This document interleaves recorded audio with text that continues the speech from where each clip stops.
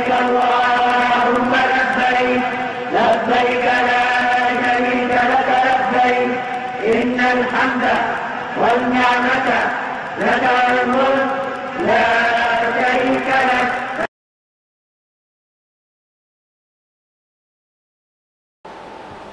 أعوذ بالله من الشيطان الرجيم. بسم الله الرحمن الرحيم.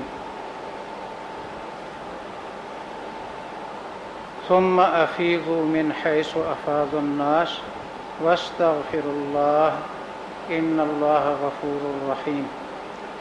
فإذا قضيتم مناسككم فاذكروا الله كذكركم آباءكم أو أشد ذكرا. فمن الناس من يقول ربنا آتنا في الدنيا وما له في الآخرة من خلاق ومنهم من يقول ربنا آتنا في الدنيا حسنة وفي الآخرة حسنة وقنا عذاب النار. وقال الله تبارك وتعالى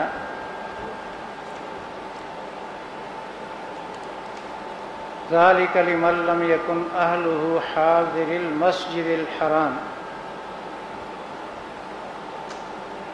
وقال الله تبارك وتعالى فاذكروا الله عند المشعر الحرام واذكروه كما هداكم. وقال الله تبارك وتعالى ولله على الناس حج البيت من استطاع إليه سبيلا. إن أول بيت وضع للناس للذي ببكة مباركا وهدى للعالمين.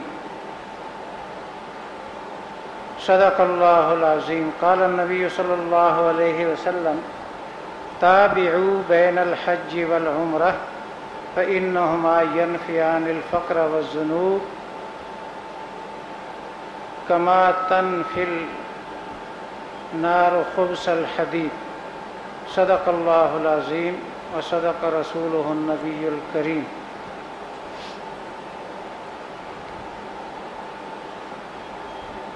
مجھے کسی وجہ سے اتفاقاً دیر ہو گئی پہنچنے میں، اور قاضی صاحب کا پرمغز بیان وہ میں سن تو نہیں سکا، لیکن ان کے اعلان سے پتہ چلا کہ عمرے کا طریقہ انہوں نے بتایا ہے. میرے حوالے زیارات مکہ مکرمہ ان کا کچھ بیان ہے.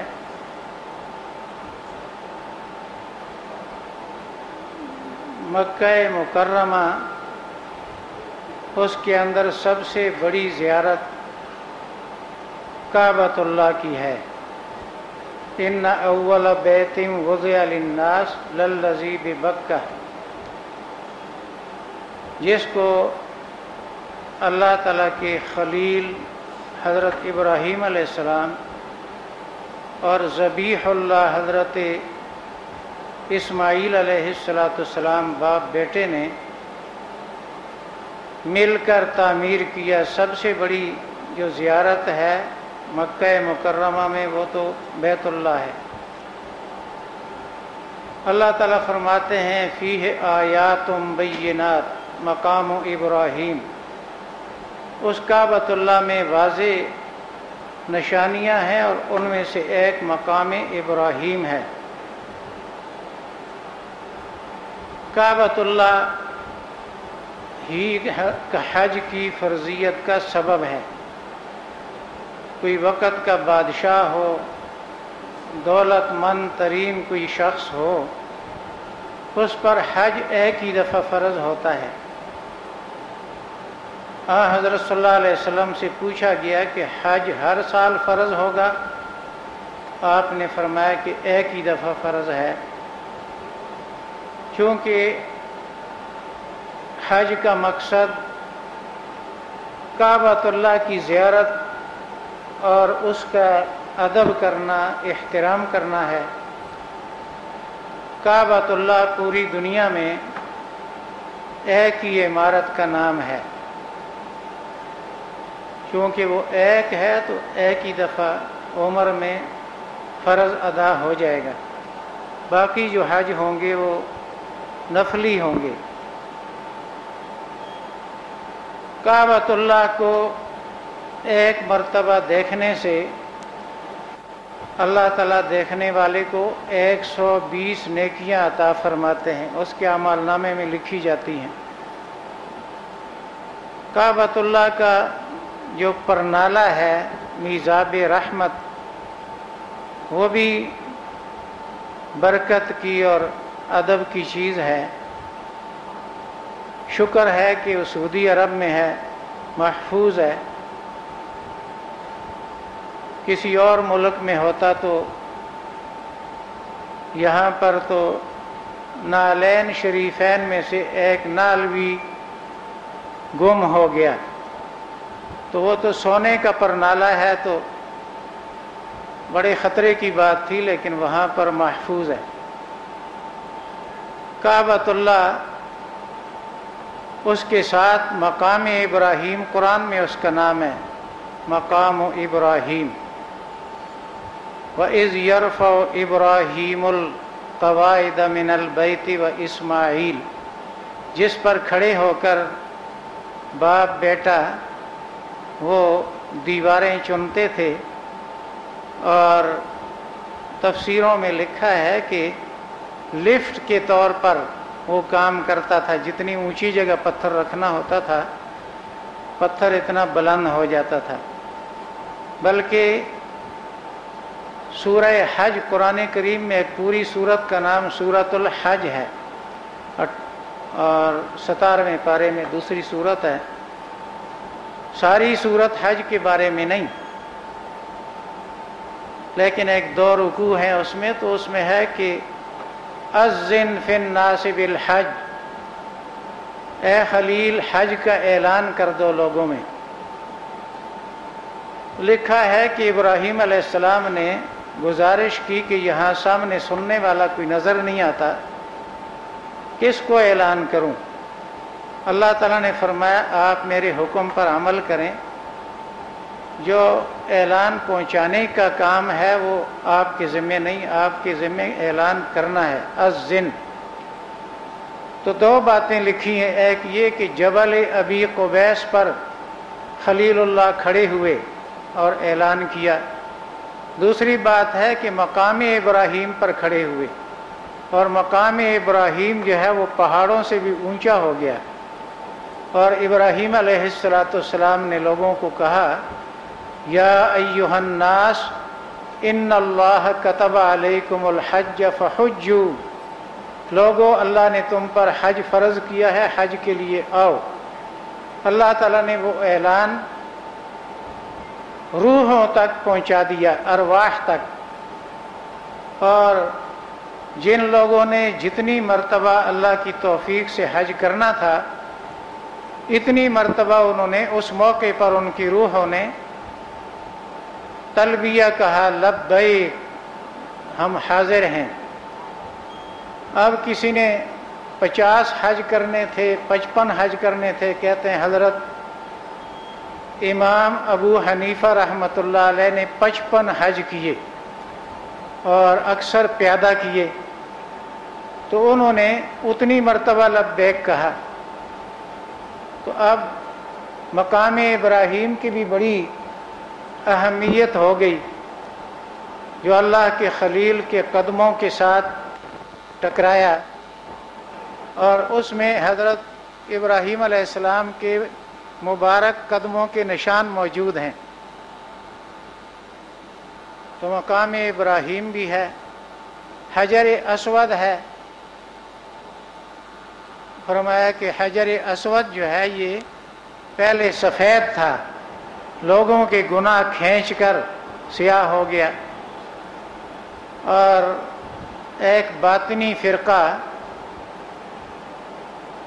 جو شیعوں میں سے، رافضیوں میں سے فرقہ تھا، انہوں نے کسی موقع پر حجر اسود کو اٹھا کر وہاں سے لے گئے، اور بڑی مدت ان کے پاس کئی مہینے رہا، اور اس موقع پر وہ شہید بھی ہوا، ٹوٹا بھی، اور اب اس کے جو ٹکڑے ہیں وہ چاندی کے برتن میں رکھے ہوئے ہیں۔ تو حجر اسود کے بارے میں کتاب میں پڑھا ہے کہ وہ یمین اللہ ہے، اللہ کا دایاں ہاتھ سمجھو۔ وہ اس کو ہاتھ لگانے کا مطلب ہے اللہ تعالیٰ کے ساتھ مصافحہ کرنا ایک معنوی طور پر۔ اور جو مومن حجر اسود کا استلام کرے گا قیامت کے دن حجر اسود اس کے لیے شفاعت کرے گا۔ حجر اسود اور رکن یمانی میں فرق ہے۔ کعبے کے 4 کونے ہیں، 2 کونوں کا استلام ہوتا ہے، 2 کا نہیں ہوتا۔ اور اس کی وجہ یہ ہے کہ قریش نے کعبۃ اللہ کو تعمیر کرتے ہوئے ابراہیمی بنیادوں سے عمارت کو کم کیا، پوری اس عمارت کو نہیں بنایا۔ تو جو عراقی اور شامی رکن ہیں وہ چونکہ حتیم جو ہے وہ باہر ہے، کعبۃ اللہ سے ہے، کعبے کا حصہ ہے، تو انہوں نے پیچھے کر کے دیوار بنائی۔ وہ کونے اصلی جگہ میں نہیں تو ان کا استلام نہیں ہے۔ اور حضرت عبداللہ ابن زبیر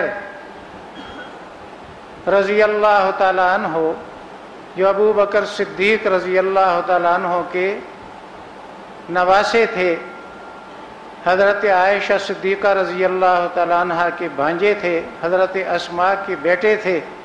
حضرت عبداللہ بن زبیر کئی سال حجاز میں خلیفہ رہے۔ اپنی خالہ حضرت عائشہ رضی اللہ تعالیٰ عنہ سے انہوں نے سنا تھا کہ اگر قریش نو مسلم نہ ہوتے تو میں کعبے کو ابراہیمی بنیادوں پر تعمیر کر دیتا، لیکن ایسا میں کروں گا تو ان کے دل میں یہ خیال نہ آئے کہ یہ کوئی اپنی یادگار بنانا چاہتے ہیں، نشانی بنانا چاہتے ہیں، تو اس خیال سے ان کے ایمان کو نقصان ہوگا، تو میں نہیں تعمیر کرتا۔ چونکہ حضرت عبداللہ ابن زبیر نے یہ بات سنی تھی اپنی خالہ سے، تو انہوں نے جب ان کو موقع ملا خلیفہ بنے تو انہوں نے کعبے کو مکمل ابراہیمی بنیادوں پر بنا دیا، جس میں 3 ترمیمیں قریش نے کی تھیں وہ ختم کر دیں۔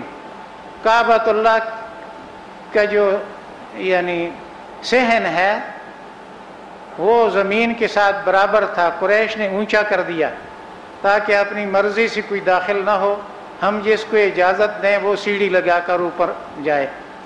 تو ایک تو فرش کو اوپر کیا جو اب تک ہے، اور 2 دروازے تھے کعبے کے، ایک مشرقی اور ایک مغربی، ایک داخل ہونے کا ایک نکلنے کا، تو ایک دروازہ انہوں نے بند کر دیا۔ اور پھر حتیم کو باہر چھوڑ دیا، کعبۃ اللہ مکمل تھا، اس کو مکمل نہیں تعمیر کیا۔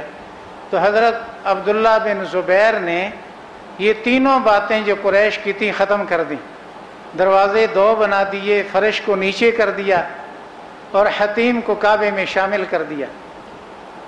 اور جب ان کو شہید کیا گیا، حضرت عبداللہ بن زبیر کی شہادت بھی حرم میں لڑائی کرنا، حضرت صلی اللہ علیہ وسلم نے فرمایا مجھ سے پہلے بھی اجازت نہیں ہوئی، میرے بعد بھی کسی کو اجازت نہیں ہوگی، لیکن وہاں پر لڑائی ہوئی اور کعبے کے اوپر بھی من جنیق کے ذریعے پتھر لگے۔ حضرت عبداللہ بن زبیر وہ لڑتے رہے اور آخر میں زمزم کے مقام پر ان کی پیشانی پر پتھر لگا اور وہ وہاں پر گرے، اور شہید ہونے سے پہلے انہوں نے بڑی دلیری کے ساتھ، جرأت کے ساتھ یہ کہا کہ فلسنا علی الاعقاب تدمع قلوبنا ولکن علی اقدامنا تقطر الدم، ہم ایسے بزدل نہیں ہیں کہ ہم بھاگیں اور ہماری پیٹھوں پر جو ہے زخم لگیں اور خون نکلے، ہم سینہ تان کر لڑتے ہیں، جب زخموں کا خون گرتا ہے تو ہمارے پاؤں کے پونچوں پر لگتا ہے، فوت ہونے سے پہلے انہوں نے یہ شعر کہا اور شہید ہو گئے۔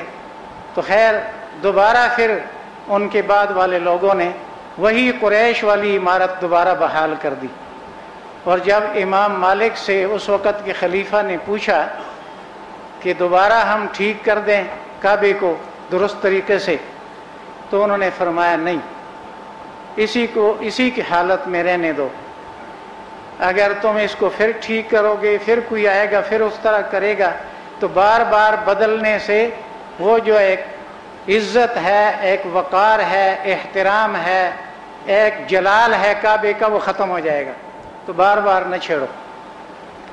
تو اسی قریش والی عمارت جو ہے وہ آج کل ہے اسی انداز سے۔ اور سب سے بڑی زیارت کعبہ، حجر اسود، ہمیں سنا رہا تھا کہ 2 رکنوں کا استلام ہوتا ہے، لیکن اگر یہاں حاجی صاحب موجود ہیں تو وہ اچھی طرح یہ نوٹ فرما لیں کہ دونوں کا استلام اس میں فرق ہے۔ حجر اسود کا استلام 4 طریقے سے ہوتا ہے۔ اگر بغیر کسی کو دھکا دینے کے تکلیف کے ممکن ہو تو ہونٹوں کے ساتھ بوسہ لیں، اور یہ ممکن نہ ہو تو ہاتھ پہنچ سکتا ہے تو ہاتھ کو چھو کر حجر اسود کے ساتھ اس کا بوسہ لے لیں، بسم اللہ واللہ اکبر کہہ کر۔ اگر یہ بھی نہیں ہو سکتا تو تیسرا نمبر ہے کوئی اپنا رومال یا اپنی پاک لاٹھی وہ اس کو لگا کر اس کا بوسہ لے لیں، بسم اللہ واللہ اکبر کہہ کر۔ اور چوتھے نمبر پر یہ ہے کہ اس کے سامنے سے گزرتے ہوئے ہاتھ بلند کر کے بسم اللہ واللہ اکبر کہہ دیں۔ یہ 4 طریقے ہیں، لیکن جو رکن یمانی ہے اس کا ایک ہی طریقہ ہے۔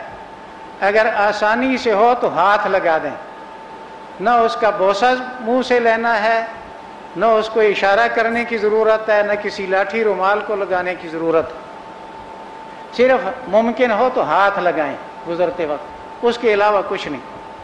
تو دونوں کا استلام ہے لیکن دونوں میں فرق ہے۔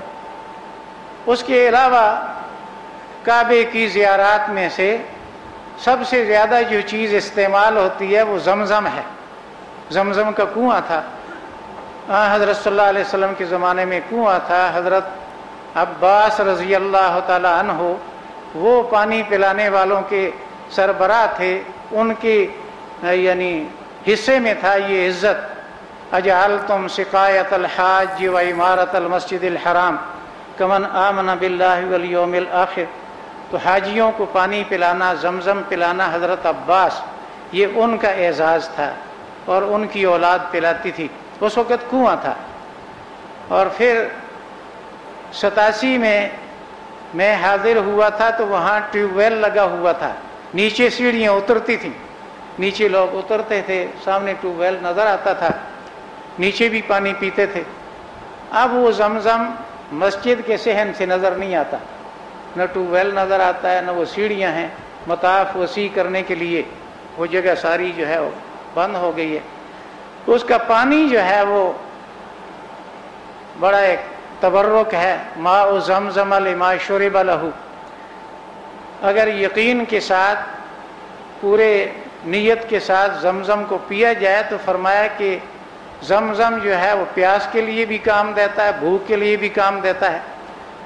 حضرت ابو ذر غفاری رضی اللہ تعالیٰ عنہ نے کئی دن وہاں پر زمزم کا پانی پیا، وہی ان کی بھوک بھی مٹاتا تھا اور پیاس بھی مٹاتا تھا۔ ابھی 2-3 سال پہلے ایک افغانی، اس کو محبت تھی حج کی، پیسے نہیں تھے، یہاں سے پیدل چلا، رستے میں کئی جگہ گرفتار ہوا اور پہاڑوں سے گرا، زخمی بھی ہوا، اور پہنچا بڑی کئی مہینوں کے بعد۔ وہ رسالوں میں میں نے پڑھا تھا، الحق رسالے میں پہلے، پھر اوروں میں بھی، اور پھر بعد میں پتہ چلا کہ وہ ایک کی بجائے 2 آدمی تھے۔ تو وہ جو پہلا تھا جس کا میں نے 2-3 ورقے میں پڑھا، بہت تفصیلی واقعات، کس کس نے اس کو گرفتار کیا اور کس نے پھر گاڑی میں آگے پہنچایا۔ تو وہ جب وہاں پہنچا تو 7-8 دن تک اس نے روٹی کسی سے نہیں مانگی، زمزم ہی پیتا رہا۔ یہ ابھی 2-3 سال پہلے کی بات۔ اور پھر बहुत कमज़ोर था। तो किसी अफ़गानी ने उसको देखा, पहचान ली ये शक्ल से अफ़गानी है, तो उससे पूछा तो उसने बतलाया। फिर उसने अफ़गानी सिफारत खाने वालों को इत्तला दी, उन्होंने जहाज़ में मुफ्त वापस मुल्क को भी लाया और टीवी पर फिर उसको जो है उससे इंटरव्यू भी लिया। तो उसने भी ये कहा कि 7-8 दिन तक मैं जमजम ही पीता रहा, खाना नहीं खाया। तो जमजम है एक ज़ियारत। फिर इसी तरह हज़रत सल्लल्लाहु अलैहि वसल्लम नबूवत से पहले 6 महीने तक गारे हिरा के अंदर, यानी वहाँ पर अकेले आप रहते थे और वहाँ पर आदमी जाकर हज़रत सल्लल्लाहु अलैहि वसल्लम की शुजाअत और दलेरी का मुशाहदा करता है कि आदमी सोचता है कि यहाँ अकेले आदमी रात को रह सकता है। हालांकि अब तो मक्का मुकर्रमा का शहर वहाँ तक पहुँच गया, नीचे होटल है, आबादियाँ हैं। हज़रत सल्लल्लाहु अलैहि वसल्लम के दौर में तो छोटी छोटी सी आबादी थी और जंगल बियाबान को तय करके आप अकेले जाते थे, कुछ तोशा लेकर। हज़रत खदीजतुल कुबरा रज़ी अल्लाह तआला अन्हा वो बना कर देती थी। आप पहाड़ पर चढ़ते थे, फिर वहाँ वो नीचे उतरना पड़ता है, फिर एक चट्टान के नीचे से गुजर कर उस गार की तरफ जाना होता है। तो आदमी वहाँ से उतरते वक़्त मेरे जैसा पसीना आ जाता है नीचे दूर जगह गहराई देखकर। तो वहाँ पर हज़रत सल्लल्लाहु अलैहि वसल्लम अकेले रहते थे, दिन रात अल्लाह का जिक्र करते थे। वो जगह इसलिए कहते हैं मुंतखब की थी कि वहाँ से एक तो जिक्र करते थे, दूसरा वहाँ से काबा नज़र आता था, काबतुल्लाह। अब नज़र नहीं आता क्योंकि मस्जिद हराम की इमारत बड़ी है और काबा जो है वो बाहर से नज़र नहीं आता। तो उस वक्त वहाँ से बैठे बैठे काबतुल्लाह की ज़ियारत भी होती थी। तो वो भी एक मकाम है ज़ियारत का, लेकिन सब के लिए नहीं, बूढ़ों के लिए, बीमारों के लिए नहीं। न कोई वो हज का रुकन है, न कोई वाजिब है, न कोई सुन्नत है। एक शौक़ की बात है, मोहब्बत की बात है कि जहाँ पर हज़रत सल्लल्लाहु अलैहि वसल्लम तशरीफ़ ले जाते रहे। 6 महीने में 20 दफ़ा आप तशरीफ़ ले गए। जब तोशा ख़त्म होता था फिर घर आते थे, फिर ले जाते थे। कभी हज़रत खदीजतुल कुबरा जो मक्का मुकर्रमा की मुतमव्विल तरीन खुशहाल एक खातून थी, एक नेक तकवादार, वो अकेले खाने की चीज़ बनाकर वहाँ पहुँचा कर आती थी। और एक मौके पर हज़रत जिब्राईल अलैहिस्सलाम ने हज़रत सल्लल्लाहु अलैहि वसल्लम को कहा कि आपकी बीवी आपके लिए खाने की चीज़ लाती है, जब वो आ जाए मेरा भी सलाम कहो, अल्लाह का सलाम भी कहो, हज़रत खदीजतुल कुबरा। और उसको ये कह दो कि अल्लाह ताला तुझे जन्नत में ऐसा घर देगा कि जिसमें न थकावट होगी न कोई मुशक्क़त होगी, क्योंकि मुशक्क़त उठाकर वो सड़क तो थी नहीं, न कोई सवारी थी। तो जंगल बियाबान में जाती थी और जाकर पहाड़ पर चढ़कर आपकी खिदमत के लिए कोई चीज़ पेश करती थी खाने के लिए। तो वो भी एक बरकत वाली जगह है। फिर जहाँ हज़रत सल्लल्लाहु अलैहि वसल्लम और अबू बकर सिद्दीक़ रज़ी अल्लाह तआला अन्हु 3 रातें गारे सौर के अंदर रहे। मक्के वाले कत्ल करना चाहते थे, पकड़ना चाहते थे, और वहाँ पर किस तरीके से पहुँचे। सब हाजी वहाँ नहीं जा सकते, वहाँ कहते हैं ज़ियारात, चलो जी ज़ियारात कराएंगे। वो बस नीचे सड़क पे रुक जाती है, कहते हैं जी वो देखो सौर वो है, नीचे से ही दिखा देते हैं। तो वो हज़रत सल्लल्लाहु अलैहि वसल्लम और अबू बकर सिद्दीक़ वहाँ ऊपर चोटी पर गए और उस गार के अंदर 3 रातें रहे। और हज़रत अबू बकर सिद्दीक़ का ग़ुलाम जो था वो बकरियां चराता था करीब, ताकि उनके दूध को इस्तेमाल करके अपनी भूख को ख़त्म करें। और हज़रत अबू बकर सिद्दीक़ का जो बेटा था वो रात को जाकर उनके पास रहता था, वालिद साहब के पास और हज़रत सल्लल्लाहु अलैहि वसल्लम के पास, और सुबह सवेरे मक्के को वापस आ जाता था और सारा दिन लोगों की बातें सुनता था कि क्या सोचते हैं, क्या मशवरे करते हैं। फिर रात रहता था गारे सौर में उन दोनों हजरात के साथ और दिन गुजारता था मक्के के अंदर। तो वो गार भी अगर कोई जवान हाजी साहब हों, हिम्मत वाले हों, तो वो भी देखने के काबिल है। अल्हम्दुलिल्लाह पहले हज में हमने देखा उसको, सबसे ऊपर, उससे भी ऊपर चट्टान पर काफ़ी देर बैठकर ठंडी हवा लगती है, اور مکہ نظر آتا ہے. اور عرفات کے اندر سارا عرفات جو ہے وہ زیارت کی جگہ ہے، کیونکہ حج کا سب سے بڑا رکن عرفات میں ادا ہوتا ہے. جو آدمی یعنی 9 ذو الحج کی زوال سے لے کر 10 ذو الحج کی صبح صادق کے درمیان 5 منٹ کے لیے بھی عرفات میں پہنچ جائے اس کا حج ہو جاتا ہے. اور جو اس وقت میں نہ پہنچ سکے 10 تاریخ کی صبح صادق ہو جائے اس کے بعد جانے سے حج نہیں ہوگا، حج فوت ہو جائے گا. تو فرض جو سب سے بڑا ہے وہ یعنی عرفات میں ادا ہوتا ہے. رکن ایک احرام فرض ہے، ایک وقوف عرفہ جو ہے وہ فرض ہے، ایک طواف زیارت فرض ہے. تو عرفات بھی ایک زیارت کی جگہ ہے بہت. اور اب سمجھ آتا ہے شریعت کی بات کہ اس وقت تو تھوڑے سے لوگ تھے جب حج فرض ہوا، مکے کے اندر بھی کر سکتے تھے، لیکن آج جو 40 لاکھ سے زیادہ حاجی ہوتے ہیں تقریباً، تو وہ اگر شہر کے اندر وقوف کرتے تو کون سی جگہ کرتے؟ تو عرفات اتنا بڑا میدان ہے کہ ان 40 لاکھ کے ساتھ کتنی اور بڑھ جائے تو وہ میدان بھرتا نہیں ہے. تو وہ حکمت اب سمجھ آتی ہے کہ کس طریقے سے وہ جگہ منتخب کی گئی. حضرت صلی اللہ علیہ وسلم کیوں گئے؟ قریش وہاں نہیں جاتے تھے. قریش کہتے تھے وہ تو حل ہے، لوگ حرم میں گناہ معاف کرانے کے لیے آتے ہیں، ہم باہر کیوں جائیں؟ اللہ تعالیٰ نے فرمایا نہیں، قریش غیر قریش کا کوئی امتیاز نہیں. ثم افیضوا من حیث افاض الناس، جہاں سے سارے لوگ واپس آتے ہیں تم بھی عرفات میں جا کر واپس آؤ. اب تک تم عرفات کو نہیں گئے، واستغفر اللہ، اللہ سے معافی مانگو. اور عرفات میں جا کر بھی معافی مانگنی ہوتی ہے. وہاں پر دونوں نمازیں اکٹھی پڑھ کر سورج غروب ہونے تک وہاں رہنا ہوتا ہے. تو وہاں پھر دعائیں کرنی ہوتی ہیں، اللہ کا ذکر کرنا ہوتا ہے. تو بہت خوش قسمت ہیں وہ لوگ کہ جن کا نام، جن کی منظوری حج کے لیے آ گئی. فرمایا کہ حج مبرور کا ثواب جنت سے کم کچھ بھی نہیں. اور جو آدمی حج کی احکام کی خلاف ورزی نہ کرے، وہ حج کر کے واپس آئے، گناہوں سے اس طرح پاک ہوگا جس طرح کہ ماں کے پیٹ سے جب پیدا ہوا تھا، اس وقت گناہ اس کے ذمہ نہیں تھے، اس طرح حج گناہوں سے پاک ہو جائے گا. خیر یہ مسائل سنانا یہ میرے ذمہ نہیں ہے. وہاں پر عرفات میں ایک چھوٹی سی پہاڑی ہے، اس پہاڑی کے اوپر ایک مینار بنا ہوا ہے، جبل رحمت اس کو کہتے ہیں. تو وہاں پر لوگ جاتے ہیں.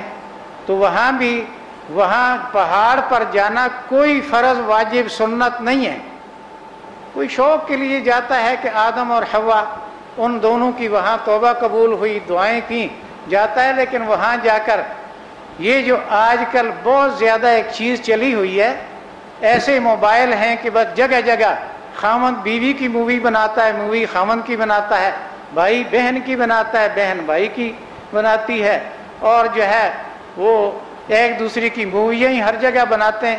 کیا غار ثور میں، اور کیا غار حرا میں، اور کیا جبل رحمت پر، اور ہر جگہ. تو یہ چیزیں ان سے بچنا چاہیے، اوروں کو بھی سمجھانا چاہیے کہ یہاں تو ہم گناہوں کی معافی کے لیے، معافی مانگنے کے لیے آئے، نہ کہ یہاں سے کوئی ثبوت پیش کر کے اپنی بیگم صاحبہ کو بتانا یا کسی دوست کو بتانا کہ میں دیکھو کہاں پہنچ گیا ہوں تیری دعا سے. تو ان چیزوں کی ضرورت نہیں ہے. تصویریں بنانے کی، گروپ فوٹو مسجد حرام میں بنتے ہیں سارے، وہ پولیس والے روکتے ہوئے نظر آتے ہیں کہ بھائی ایسا نہ کرو. کئی دفعہ طواف کرتے وقت کیمرہ بھی پکڑ لیتے ہیں. لیکن لوگوں کا ایک ایسی وبا ہے کہ لوگ باز نہیں آتے.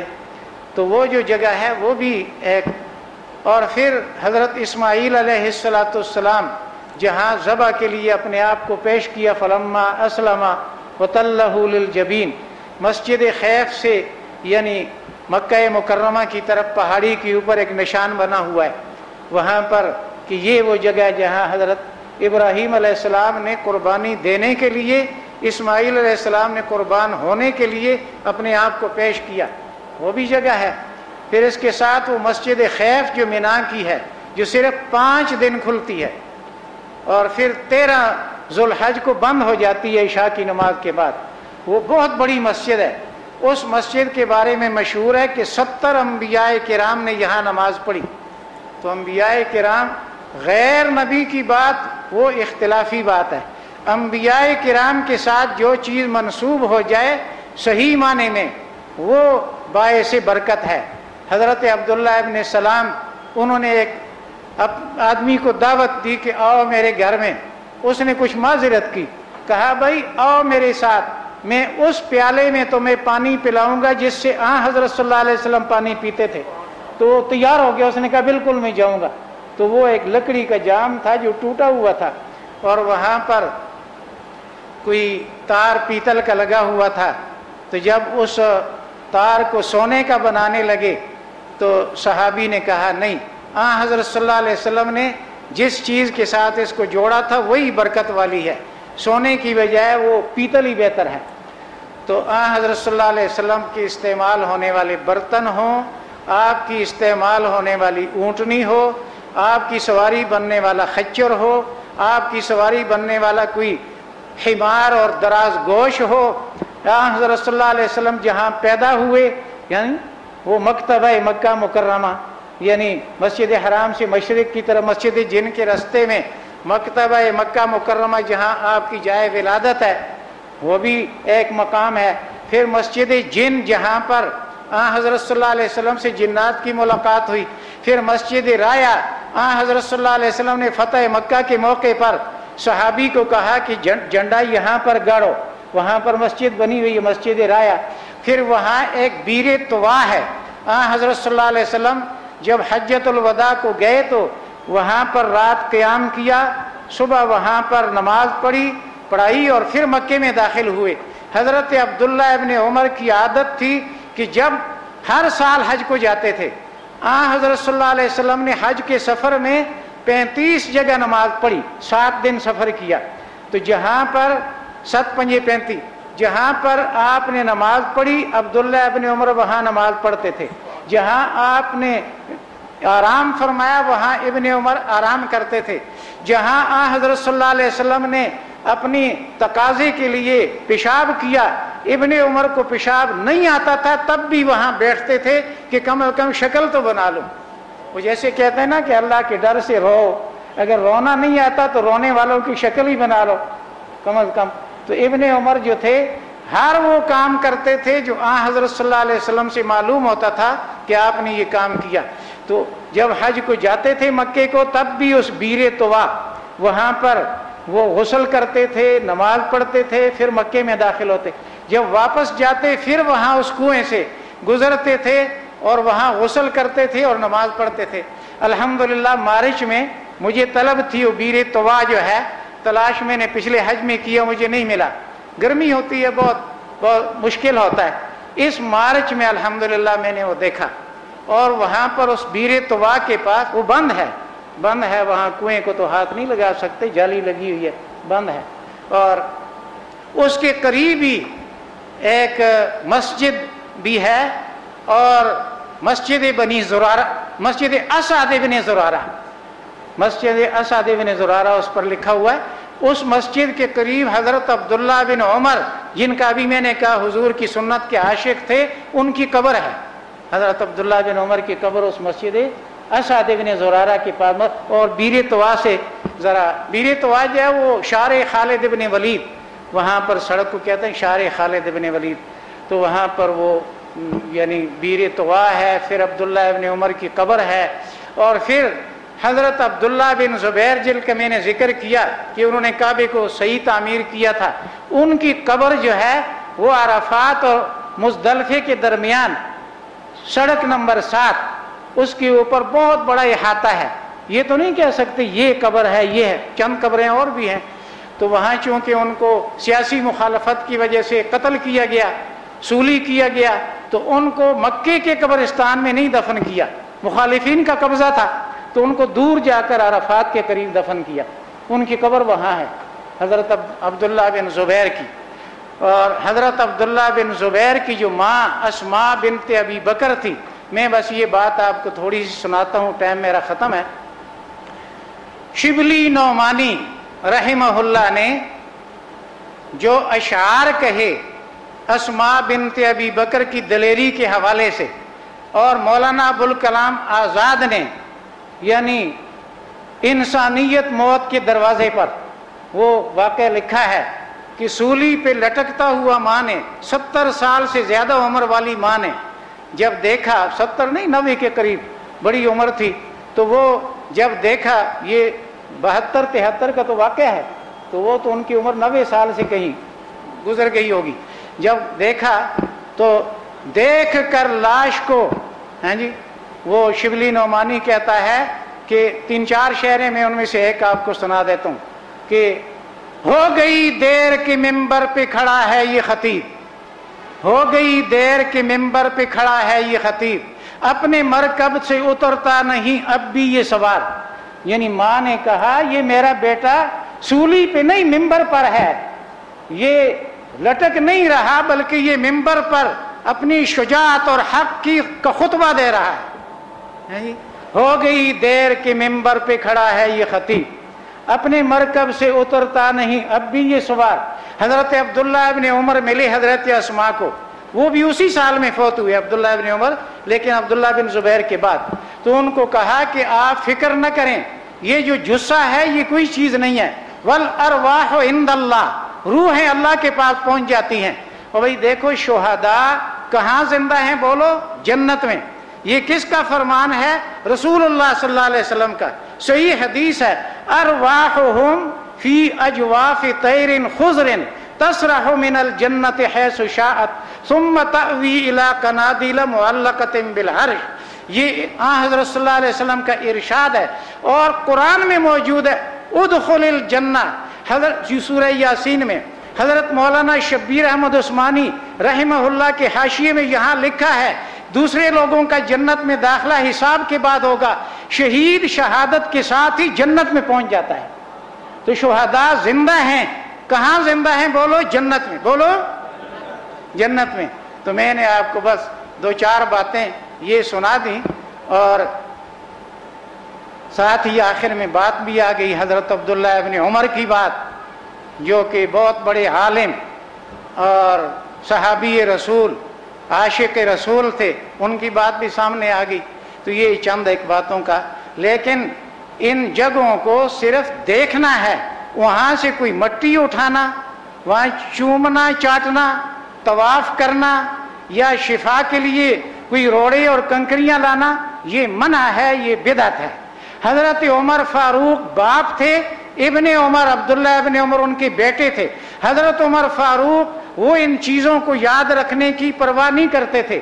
انہوں نے آخری حج میں جب لوگوں کو دیکھا حدیبیہ میں، ہاں یہ بھی مکے کے ساتھ ملحق ہے، حدیبیہ جس کو آج کل شمیسیہ کہتے ہیں، جدہ روڈ کے اوپر مکہ مکرمہ سے 22 کلومیٹر سڑک کے اوپر، وہاں مسجد بھی ہے، سٹور بھی ہیں، لیکن اس مسجد کے ساتھ نظر آتا ہے پیلے رنگ کی ایک دیوار ہے، وہاں عمارت ہے۔